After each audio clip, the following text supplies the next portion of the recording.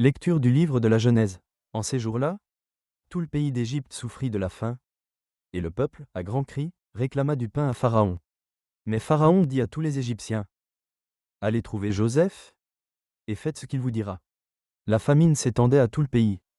Alors Joseph ouvrit toutes les réserves, et vendit du blé aux Égyptiens, tandis que la famine s'aggravait encore dans le pays.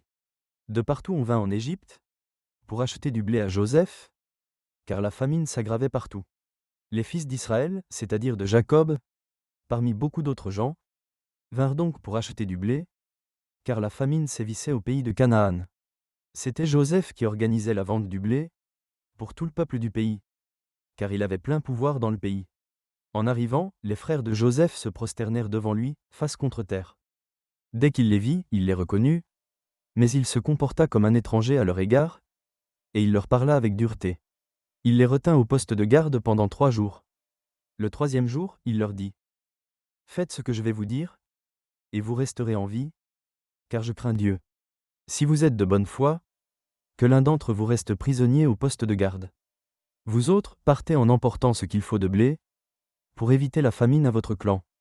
Puis vous m'amènerez votre plus jeune frère. Ainsi vos paroles seront vérifiées, et vous ne serez pas mis à mort. » Ils acceptèrent, et ils se disaient l'un à l'autre, « Hélas, nous sommes coupables envers Joseph notre frère. Nous avons vu dans quelle détresse il se trouvait, quand il nous suppliait, et nous ne l'avons pas écouté. C'est pourquoi nous sommes maintenant dans une telle détresse. » Rouben, alors, prit la parole. « Je vous l'avais bien dit.